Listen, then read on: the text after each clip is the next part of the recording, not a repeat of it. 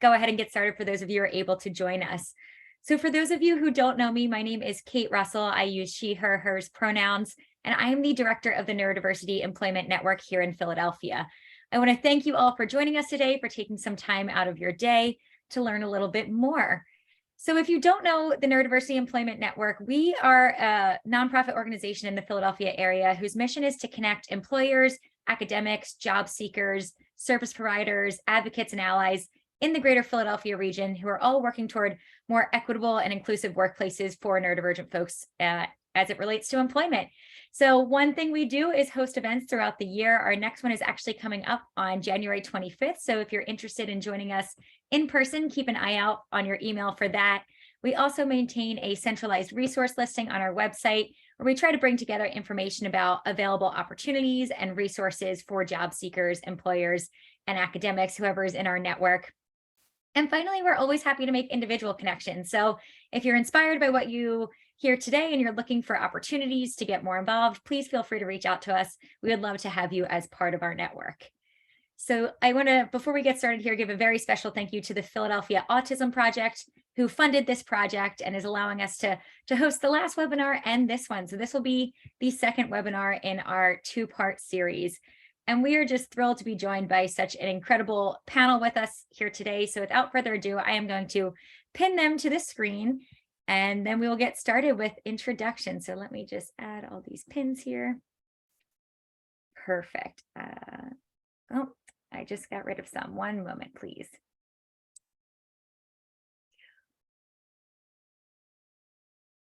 Great. So hopefully if you're on the gallery view, you can see everyone. And I'm just going to ask each of our panelists to please briefly introduce yourself. So you can give your name, your pronouns, your current role or profession, and any other background information that you'd like to provide. So Leanne, you're actually first on my screen. So if you wouldn't mind going first, we'd love to hear from you. Sure. Yeah. So my name is Leanne Firestone. Hi, everyone. I use she, her pronouns. I am a hairstylist. I've been working in that field for over 13 years, and I've been in the same salon for the past 8 years, which is sort of rare in the industry, to begin with. And I have actually started a new career path this year. I am now the director of a nonprofit that provides resources and connection to neurodiverse individuals and their families in like the Harrisburg area. So I have started a brand new career field in the past year, sort of because of wanting to get out of my industry. I knew it wasn't something I would do forever, and I can bring that up a little bit later at some point.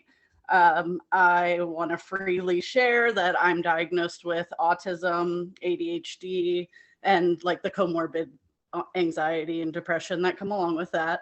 I didn't receive my autism diagnosis until 2 years ago. I got the official diagnosis this year, actually. So I haven't had resources most of my life, and I'm trying to obtain them as an adult, trying to understand everything about my brain more and start to seek accommodations within my workplace and be more aware of those things. Just another note, I also have a 6-year-old daughter, so I'm a parent along with a hairstylist and starting a new nonprofit. So I'm a very busy person. I have a lot of other interests and career paths too that I've done along the years. So that's about all for me. Thank you, Kate. Awesome. Thank you for being here, Leanne, and you certainly keep busy. All right, Jared, you can be up next if you'd like to introduce yourself. Hi, I'm Jared Bahir-Brausch. I am an assistant professor of communications and the director of the graduate program in digital communications at Chestnut Hill College. I also serve on the Neurodiversity Advisory Council for the school as well. I was also diagnosed as on the autism spectrum or autistic about 3 years ago, and at this same time also diagnosed with ADHD and a few other comorbidities within that.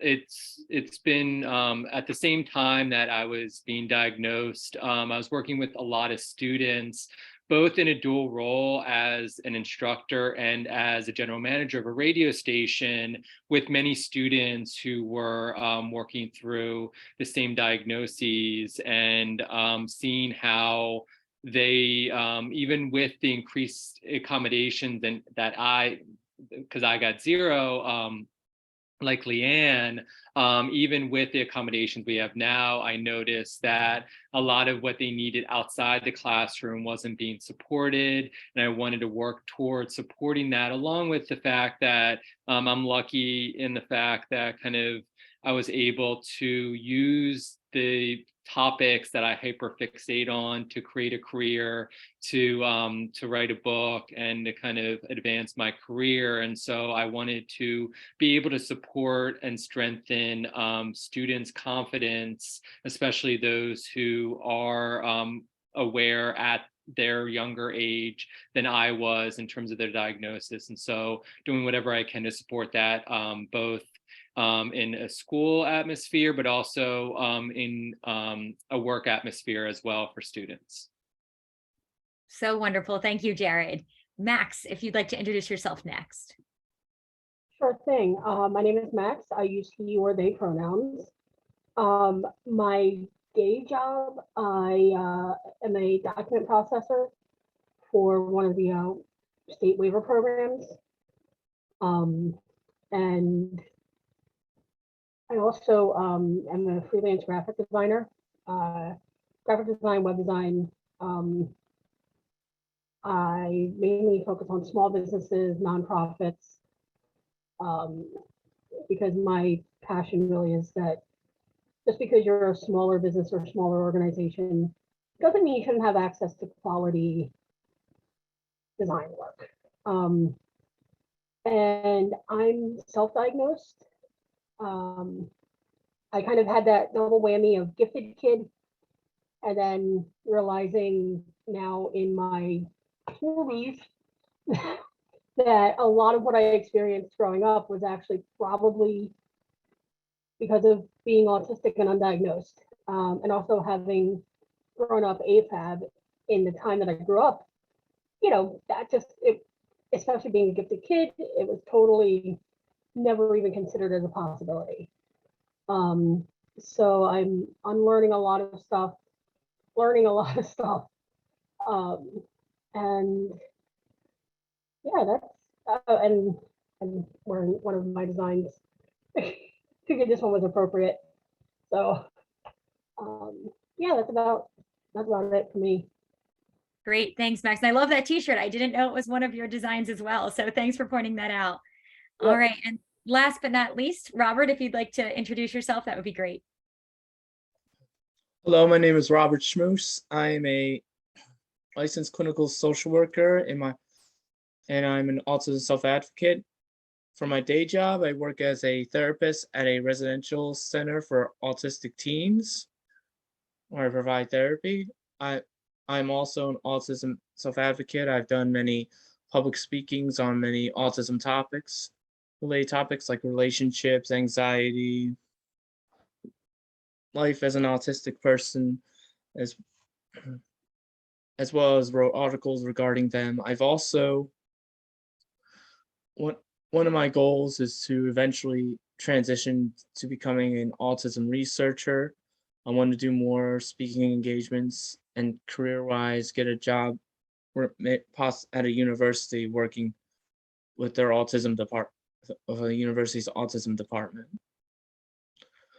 Great. Well, thank you so much for being here and for sharing. I'm really excited to have such a diverse set of experiences as it relates to the workplace and hear from all these different insights. I am, for the audience, going to put a link in the chat right now that it is Q&A, or question and answer. So if, as our panelists are speaking, if you come up with questions or would like to ask them, you can just enter your question right there, and we will have time for that at the end. So jumping right in, we're here today to talk about creating a more inclusive workplaces for autistic employees. So can each of you just share a bit about what your career journey has looked like to this point, either some background, anything you think is really relevant for people to know? So we'll start backwards with Robert. We'll go back to you if you could share a little bit. Well, my journey, it really, sorry, It was really interesting. It kind of had a lot of ups and downs. When I started, there wasn't really much. See, I'm from originally from South Jersey, so there wasn't really much adult autism services in regards to employment. So I had to really, once I got my graduate degree, I really went to different areas. Like I did per diem mental health therapy at this one place, but I wasn't getting many clients, and it was hard. Like I was getting during that time I was then transitioned to sorry. Then I transitioned to a working in a prison as a counselor there for 3 years. So, but during that time, I was getting experience, but it wasn't for me. So I was trying to reach out to other places and work out doing interviews and things, but it was just very hard for me to really get to that next step despite all the skills that I have. Um, my previous job was that actually similar to what I am now, but in a crisis stabilization, but you know, it was difficulty with understanding supervision and, really working with like management. It was the micromanaging was a lot. And, you know, it kind of like I remember not at my current job, but my previous job, there was kind of like double standards or lip service when it comes to helping the autistic population. Because I remember one supervisor telling me, you know, like I kind of was I disclosed to my supervision and to my fellow clinicians about my autism, and they said, and my supervisor said, people are taken aback by you just telling by you disclosing that you're autistic, basically saying that I had the mask, which really just, and they're telling me that, when I expressed during supervision about my feelings about it, they said, I was told I see your anxiety as incompetence. So it was just a lot, like, misunderstanding with that. And unfortunately, I was fired from that. And then for certain reasons, but then I at my current job, they're very supportive. They're very, and I really feel that and I really feel that when it comes that the journey, everybody's different with their journey. Absolutely. Well, thank you for sharing that. Clearly the impact of management and culture is huge in a workplace, seeing how you're more successful in one setting than another. Max, I'm going to go to you next just to hear a bit about your career journey. So, I've I've had a wide range of experiences. Let's see, I've gone from after school program instructor to um, a number of various different like administrative jobs. Um, that's fun. Back when I was still in Philly, covering as administrative assistant for through a temp agency for a certain insurance company located in one and two Liberty Place. Amazing view. And then bounced around a little bit, and then moved out here to Carlisle, where I'm at now, specifically for a job that was technically overnight security for a shelter, but they really wanted my design skills. But it was easier to kind of slip me in as in an existing position, and then create the new position for me. And then when there was a leadership change there, the leaders that I had come in under knew me, like from when I was like when I was like a teenager. So even though at that time we didn't know that I was autistic, they understood that I had what we thought of at the time as like idiosyncrasies, and kind of knew how to work with that. So, but then leadership that followed, not quite the same connection. So I ended up leaving that role, bounced around again a little bit, and then kind of tried to do the freelancing full time, realizing in hindsight that it doesn't really mesh well with how my autism shows up. And then actually ran a community computer lab for a number of years, which was a really interesting, really innovative partnership that ended only because the nonprofit that was overseeing the program transitioned it to another nonprofit. And when they put my old position back out, oh, and then the pandemic happened. Like that role ended right before the pandemic started. And then when they transitioned to the other nonprofit, realized that out of those that applied for my old job, there was actually somebody that was a better fit. Which was fine because in hindsight, I was kind of burning out. And then had the pandemic to kind of regroup, thankfully, and realized that, okay, I just kind of need a work from home day job to make sure, the bills are paid and everything. And the opportunity that I'm at now came along. And then I saw that I was still able to continue, with freelancing on a more limited basis, but understanding how to mesh it better with, because during the pandemic is when I realized, yeah, there might be something a little bit different going on with my brain than I've thought all along. But realizing that, I could still do the freelancing, just not as my full-time gig, and having to modify it a little bit to be more aware of just what I needed. So Yeah, absolutely. that answers. Yes. I love that story of, finding what really works well for you and what environment you need, and combining your passions and what you're interested in, but also finding, what logically makes sense with the way you like to work and the way you're most productive. So a really neat background, and thank you for sharing. That's very good. All right, Jared, you are up next. And Kate, that's a good segue, because that's kind of my journey. When I graduated, I always was interested in media, so I pursued journalism originally. I worked for the basketball team as an undergrad, and then my senior year I worked for the television station, and then I did some sports journalism, and then some radio work as well at WHYY. But I guess the way the schedules work with journalism, you don't know when stories are going to break. You don't know, kind of everything is changing, and it was difficult for me to I thrive off of a routine, but also having control over that routine as well.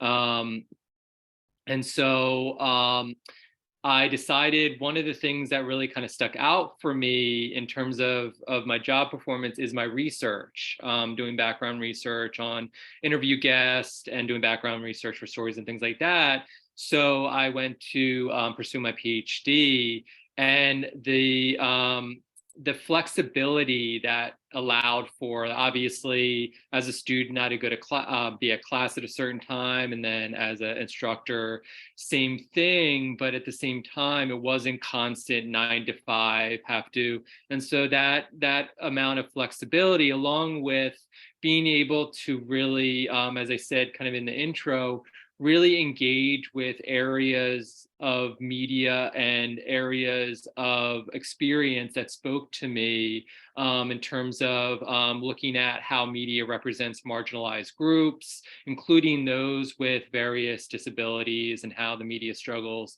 to sensitively and accurately represent them, kind of just all fell into place. And I'm really lucky that that happened.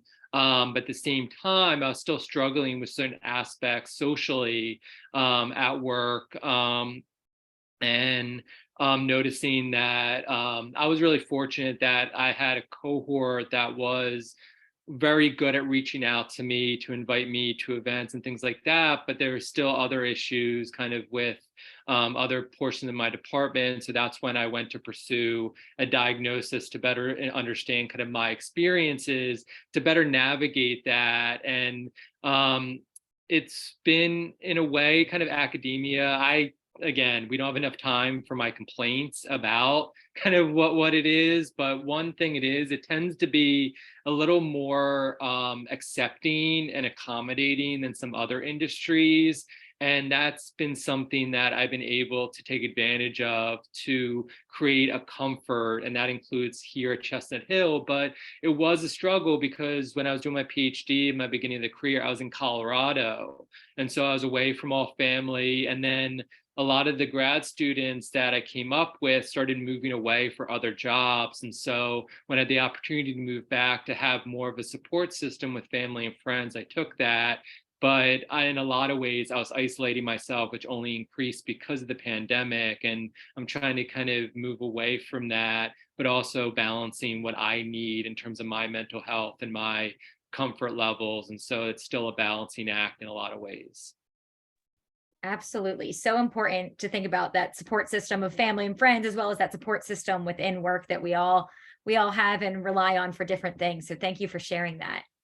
And Leanne, another different industry. I'd love to hear your thoughts about this. I've had an interesting journey. I feel like I started doing hair right when I graduated high school. So I was only like 17 years old, 18 years old, because I went to a VOTEC program while I was in high school, which was really good for me because I wasn't diagnosed, but I had a hands-on career. So like half of my day. So it ended up working out really well. I did want to mention that I went to college too, and someone had asked in the chat there about having barriers. College, just going to a community college wasn't too much of a challenge for me, but it was way harder than high school, and I could have used services and just nothing. I didn't even realize that I needed them or that something was available at the time, but looking back, it could have helped a lot.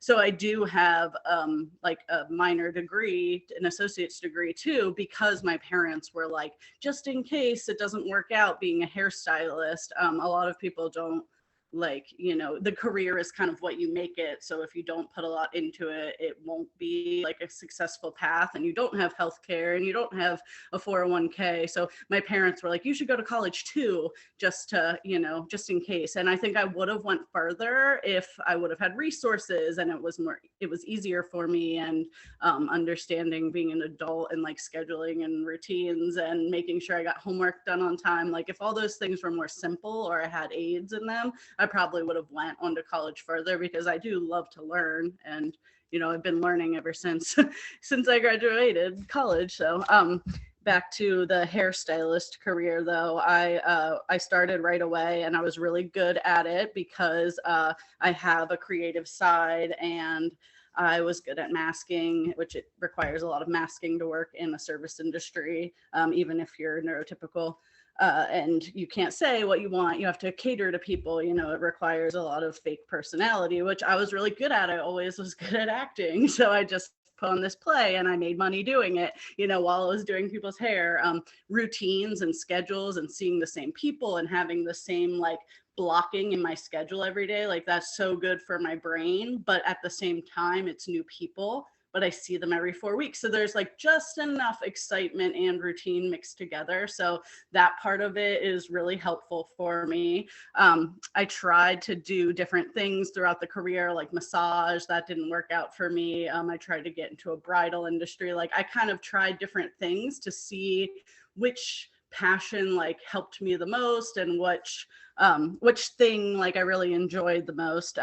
And the first job I had, there was definitely a lot of manipulation and like abuse with my situation because I was young, I was unaware, I was autistic, I was easily manipulated by people that were older than me. I respected everyone that was older than me. So my first couple jobs as a hairstylist were not in great environments. I have been at a really good salon for the past 8 years, and I think that's the only reason I'm still working in this industry, because of the people I work for. They kind of let me do what I want at this point because I have worked for them for so long and I have an established client base, and like my clients aren't going anywhere because of me, you know, they would just be moving away or something. So to the salon owners, I'm a beneficial employee. So they just kind of let me do what I want, and they understand that I need some like extra adaptations. But there are a lot of things they can't help with because it is a salon of 50 employees approximately. When I started working there 8 years ago, there were only 15 people. So it was a lot different. I've stayed there through all the transitions as we've got we had $1 million expansion and the building's 3 times bigger than it was when I started. So I've stayed there through all that. It's been hard for my boss and coworkers to understand like why those changes are hard on me and why I don't want to work in the busy side of the salon, or like why I get stressed out if there's a lot of people in the room. Like some of them don't really understand it, but the more and more I advocate and like put out on social media and they see it and they're like, oh, that's why Leanne does that. Like they do treat me differently. And I think having the support from coworkers and staff and like the people that are around me every day is almost more important than like my employer, because the employer I don't really talk to that often. Like they're not in the day-to-day communication. Like I would only reach out to them if someone like moved my stuff, or like if some annoying sound was happening every day that like someone else couldn't help me fix. Like that's the reason I would reach out to the owner. But like day to day, it's the people I'm working next to. It's asking, you know, the front desk for an accommodation. Like if the music stops, that's something that bothers me because it's really silent. So certain things like that like a neurotypical person might not think about.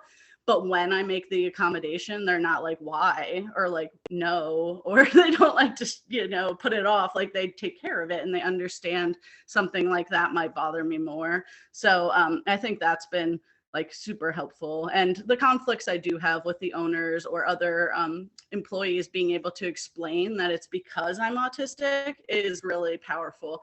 Like to say, I truly don't understand like the social construct, or I truly don't understand what I did wrong as your employee. Like I need you to explain it to me a different way, has been really powerful, instead of me just like shutting down or being like, I'm the worst employee in the world. Like I can actually stand up for myself and advocate that like, no, I truly don't understand. Like I need you to explain it to me differently, or I need you to understand my side of it and offer some accommodations. So, but that's not really like easy for everyone to do, especially if you haven't been in a workplace for a long time and you don't have good employers that are willing to do things like that. And it's a small business. It's totally different than working for a giant corporation with an HR department and stuff. We don't have any of that. It's just, you know, I could leave tomorrow. They could fire me tomorrow. It's like a very different environment. And because of that, it has so much flexibility.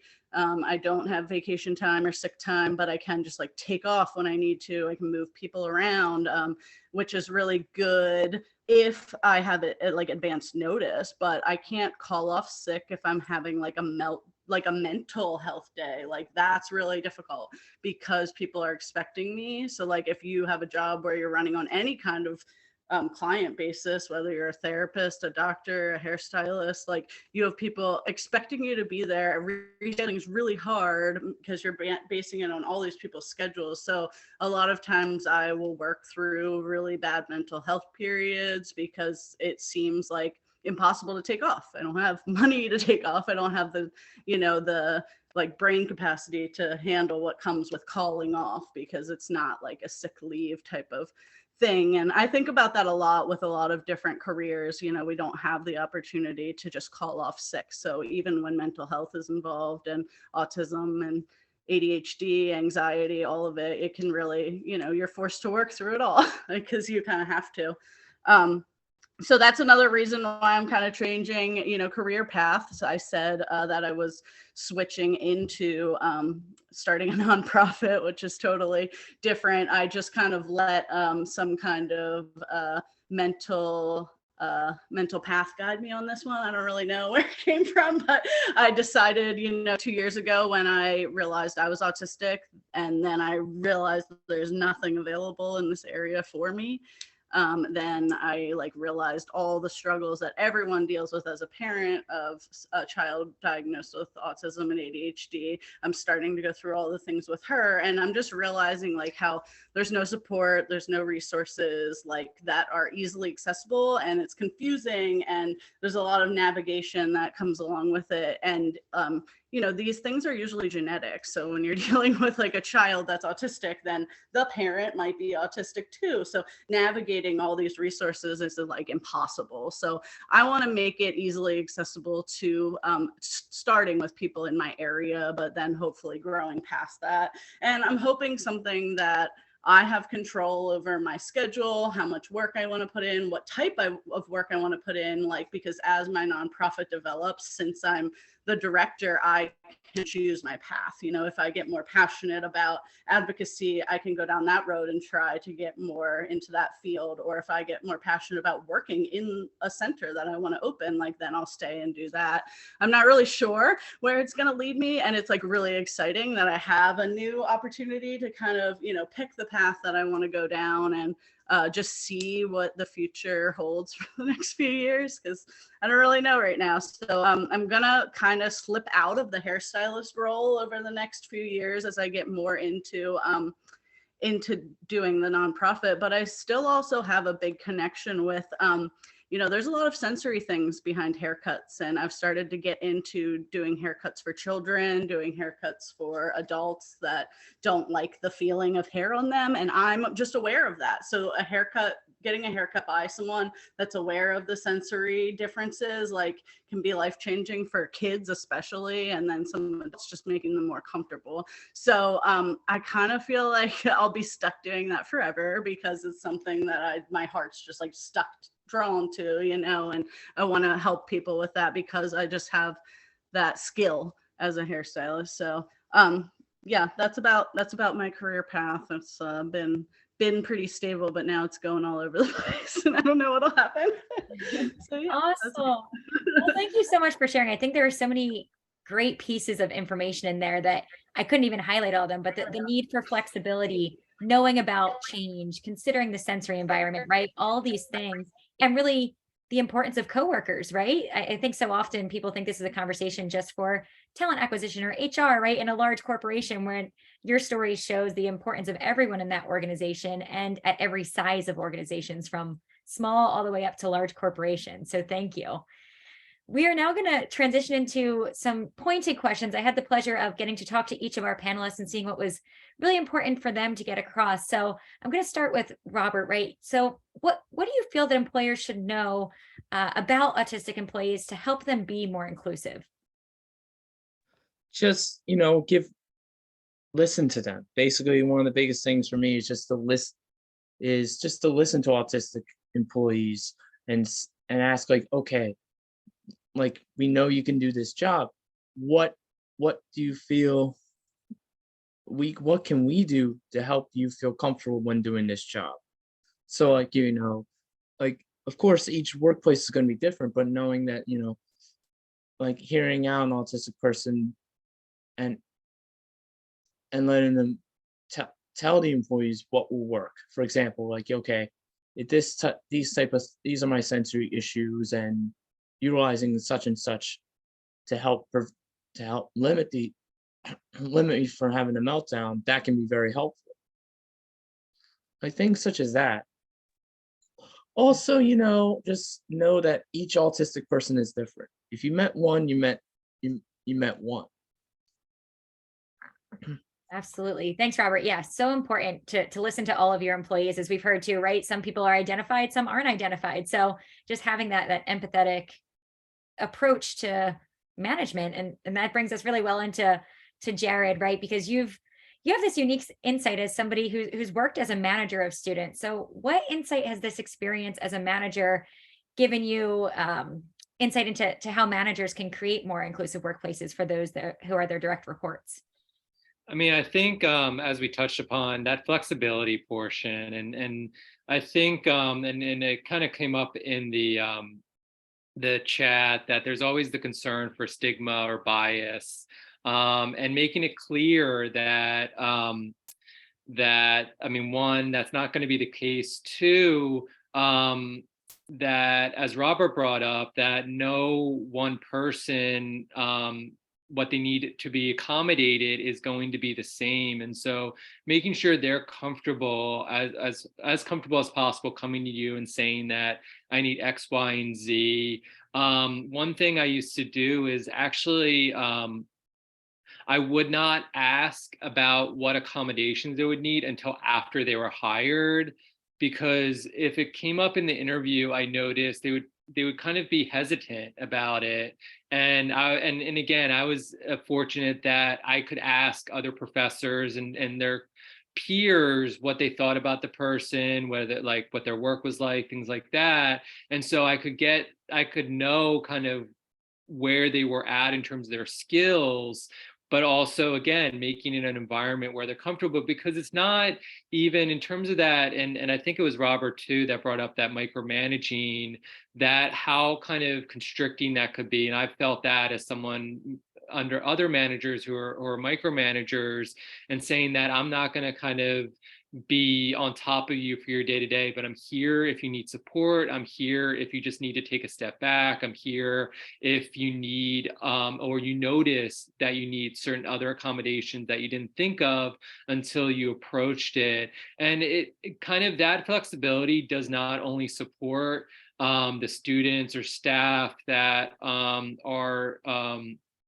neurodivergent, or the staff that is dealing with the disorders that fall under that umbrella, those working through trauma, those working through things like PTSD, working through other mental health issues, that's gonna help them as well. And so it's not, again, kind of we a lot of us grew up in this work environment that is kind of, you need to be here X hours, and I need you to be in this facility so I can oversee you and things like that. In a way, kind of this evolution in terms of allowing for hybrid, or allowing for more flexibility, recognizing work-life balance, has helped to kind of, at least for some, realize that we all need some flexibility. And then even, I mean, even if it's not anything that's kind of diagnosed, people have children, people have family members they're taking care of, they have other responsibilities, they have health issues. And so just being open, and as long as the work gets done, or you communicate that, hey, I'm not going to reach X goal, I need support, then things are going to get done and move forward. And you're going to have a more inclusive, more supportive, more collaborative work environment long term, even if kind of in the short term, you face obstacles that you need to work through. And so just being creating as comfortable as an environment as possible, and again allowing that staff, those students, to feel comfortable coming to me with any issue. And I've been lucky enough and honored that students are coming to me with, again, very personal issues, that it's not even for the sake of getting an extension, or they just need someone to talk to.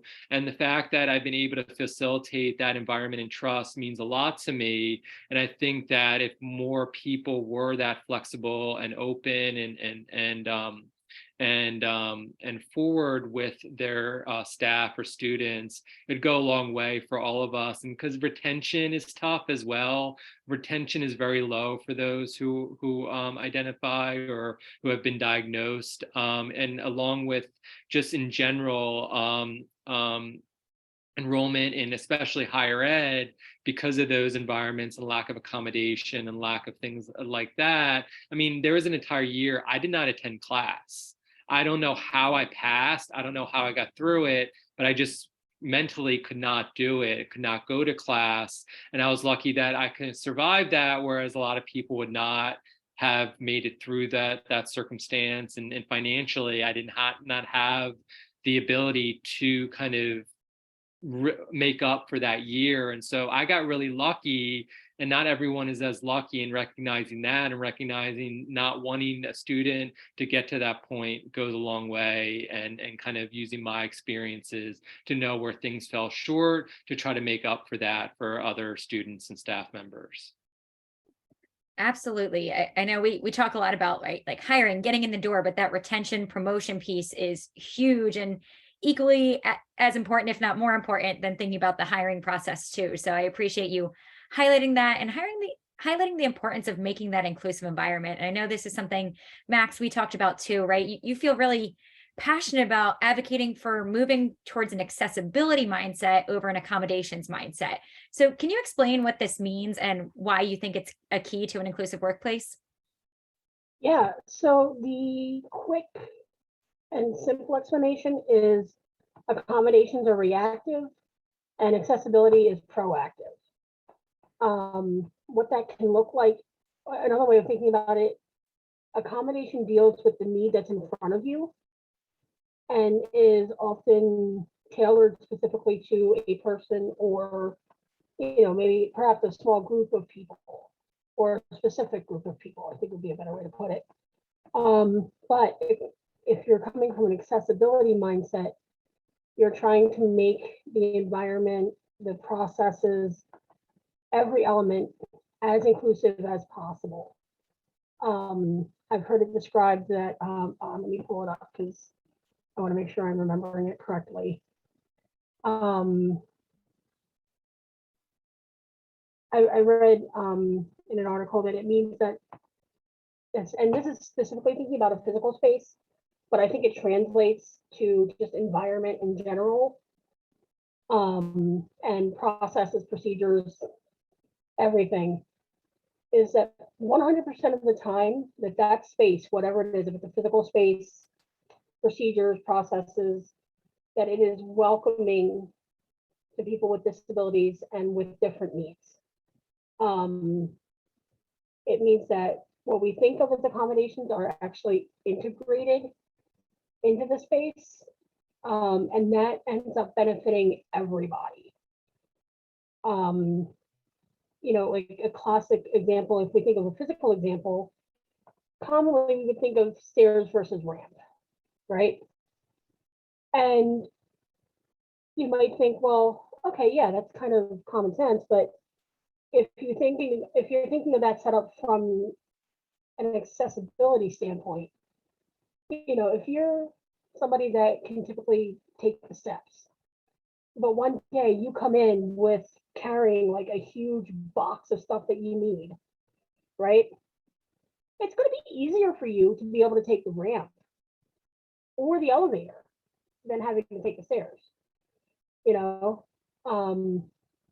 whereas if it was an accommodation, then you might have to see, well, okay, how can I go about this differently? Or hey, can you unlock the elevator so that I can use it?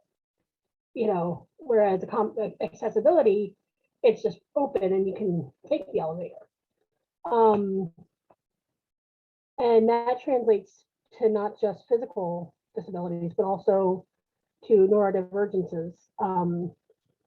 And I try to be kind of careful with using just the word disability with neurodivergences, because a lot of times there can be elements that are disabling, but the presence of it simply isn't necessarily, if that makes sense. And I know that not everybody sees that the way that I do, so I say that knowing that that's the context that I'm coming from.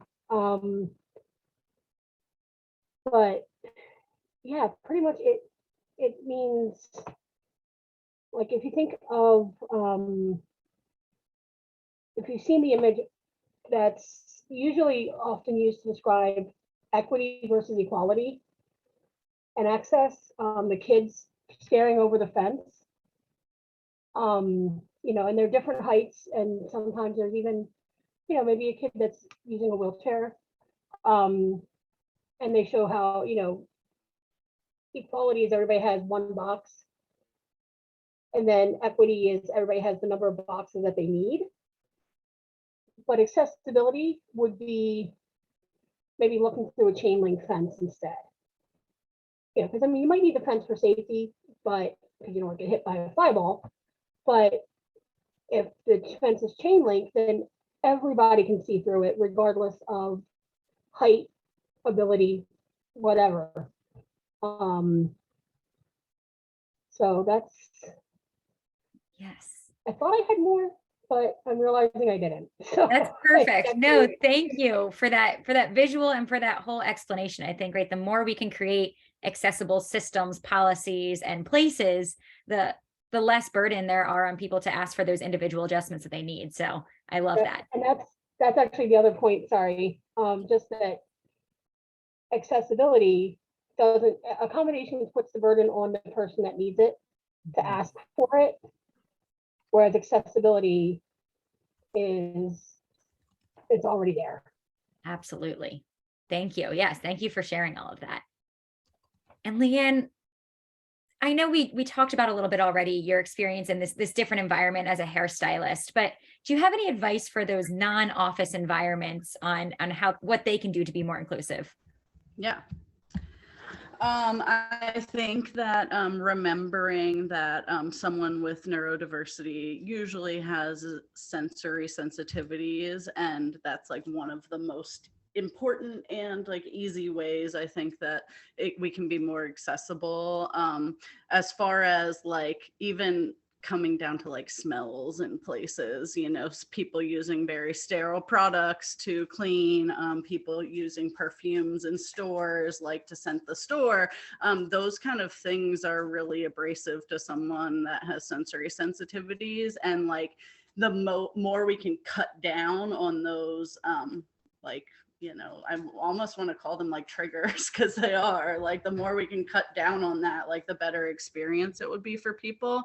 But that's not something that I think people are going to really ask for. Those kind of like accommodations or accessibility things are uncomfortable for me to ask for, because it feels strange to like suggest to my owners. I've thought about suggesting that they put the light covers over the fluorescent lighting, so it's not just the white cover, you know, there's all kinds of different things, but like that feels like a pain for me to suggest, because it's something that doesn't bother most people. It's going to cost them money and time, and like maybe other people aren't going to like it. Like when I turn down the lighting sometimes, because we have a few dimmable switches in the whole salon, and I'll turn down the lighting when I'm working by myself, and a lot of times someone will come turn it back up because maybe their eyesight's not as good, and I have to be aware of that too. Like I can't have full control over the lighting because my eyes are sensitive if they need more lighting, because we're doing hair color like that. In that situation, like they do need proper lighting to see. So like in a doctor's office, it would be the same thing. Like you might not be able to dim lighting in like a hospital setting because other people need more lighting to see what's going on. So and like the same with kind of music, you know, like to me, I don't like things to be quiet in a work environment, but I'm sure there's a lot of people that do like silence in a work environment. And some people hate the volume of the noise in stores and in salons and anywhere, you know, they just keep things at a really high volume. And I don't think it's like common to see people wearing headphones and ear protection like in those environments. Like I don't feel comfortable wearing ear protection at work all the time, because it's not great for your ears either to develop that kind of sensitivity, but it's also like makes me feel uncomfortable. I don't want people to ask why I have the ear protection in, and I don't want to have to explain that like I have auditory processing disorder, because I can't really just say like that I don't like sound or something. Like I kind of have, you know, if someone really wants to know, it takes kind of an explanation. So those kind of sensory like awareness things, like just that we could be, you know, more like have more adaptations offered maybe, or like the employer could think about these things, about harsh fluorescent lighting, about like smells in the store. The people that are like making those deciding factors could think about the people that might be adverse to them, not just how everybody like will enjoy this, you know, kind of keeping those things in mind. I'd say that like most salons and small businesses like that don't really give you a lot of freedom of your responsibility. I definitely had to earn that. So I would say like allowing someone that hasn't really made mistakes to have more responsibility. And like, I think it was Jared or maybe Robert who had said like, it was Jared, where you said like, giving people the freedom to just like do their job, and you're there if there's an issue. Like that kind of stuff I think can be given out to people a little more freely, rather than like you need to earn it after 5 years of working for us. You can put a little more trust in your employees that like if you give them what they need, they'll perform for you. And I think they have a really good mindset of, you know, family comes first and like health comes first, and you know, your life is more important than like doing someone's hair. Like they are very much like that, but a lot of places aren't. They care about the money. They don't see you as like an employee. They get mad if you call off a lot. They like, if you were a tattoo artist doing that, you would lose your job in like a month. You know, a lot of people aren't accommodating, and you know, I think that a lot of autistic and ADHD people have creative careers, you know, where we're led down these paths of wanting to be a hairstylist, you know, like I said, a tattoo artist, working in like a serving industry, even in a restaurant. Like a lot of people thrive on that kind of job, and they make a lot of money that way, but then there's no accommodations or accessibility options just because yeah, like there's a lot of people, so yeah, I don't know, it's like things that like we can't really offer or do are the same things that are uncomfortable for me to ask because of all that. So it's really does, I think, come down to the employer having more of an open, like a caring mind about everyone that's coming in and how we can be more accessible to the population as a whole. And just as Max said, like I was at a hotel this weekend, and like if I could have used the elevator that the people use to bring the carts up and stuff, I would have saved myself a lot of walking, but I didn't feel comfortable I probably could have told the front desk, like, I have a lot of mobility issues and they're flaring up and walking is very hard. Can you either give me a wheelchair or like let me use this access elevator that's right beside my room, or could you move us? But like all of those things just are not easy to ask for, because most of the time someone will say no, or they just, yeah, like they're like, that's part of our policy, we can't, you know, people aren't accommodating to those type of things. They assume that I should have thought about that ahead of time and brought a wheelchair or asked for, you know, those accommodations when I booked the room in the first place. Like I feel like the rejection and the refusal of asking for accommodations in the past will keep us from, you know, asking for them in the future. So thank you so much for sharing all of that. I think that's really informative to people who might have their own business, right? A small business, and thinking about all of these different things that could impact someone's experience, whether an employee or a consumer coming in to use that service, right? So we have just 3 minutes left here, and I appreciate the questions that came in. I don't think we're gonna have time to get to all of them, so I will send them to our panelists, and if they're able to comment, we'll do it that way. But just to close out, if you had, you know, 1 or 2 sentences for a takeaway, if an employer wants to be more inclusive, what's the one thing they should do? We'll start with Jared. And I mean, I'll always come back to flexibility. It's just that, again, we kind of take these power dynamics so seriously in a lot of workplaces that someone has to establish their position or the hierarchy and things like that. But ultimately, if you create a collaborative environment, as long as you listen to your employees and work with them and allow other employees to understand we're all supporting each other and where we can, instead of kind of creating hard lines in terms of responsibilities, it goes a long way for everyone to feel supported and everyone to feel like they're in a comfortable environment where they can be honest about what they need to continue to do their work successfully. Absolutely. Thank you. Robert. I guess setting off is just kind of saying what Jared was saying. Just really listen to your employees, and have that type of support in that environment, so that not only would it help the autistic employee, but also help the work environment. Absolutely. Max, your thoughts? I would say basically trust your people. And don't assume that everybody has access to diagnostic capacities. Like self-diagnosis is valid. And getting access to diagnoses, especially as an adult, can really actually be a privilege. And so yeah, so if somebody lets you know, hey, I need this accommodation or this accessibility, and this is why, as far as you're able to, take them at their word. Because it's Absolutely. tough enough to be able to say that. So Yes, thank you. And Leanne, closing thoughts here, the one thing for a takeaway.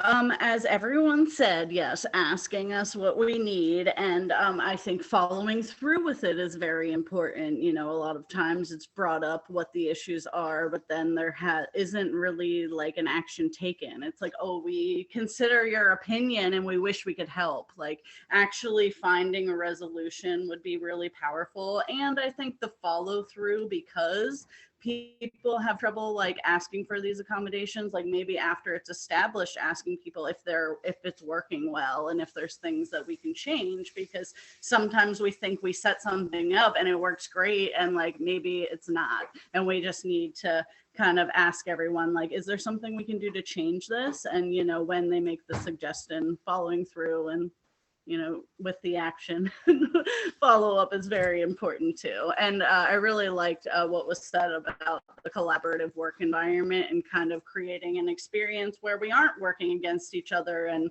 we're all working together and we can help each other when we have struggles, instead of, competing or looking at these struggles as like a disabling thing or something that's going to affect us. We can actually help each other through these struggles. And It's just like I'm glad you mentioned that, Leanne, because it's like there's this quote from the movie Brazil. It says, "We're all in this together, kid." Yes, absolutely. What a great way to end. So thank you so much to all of our panelists for sharing your insights and your stories with us. I think you can see in the chat, right? People really appreciated all you've had to share. We hope that this was helpful for you. And again, if we can be of any assistance in getting you connected to either our panelists to support some of their work that's going on, or to our network, please do reach out, and have a fabulous weekend and holiday season.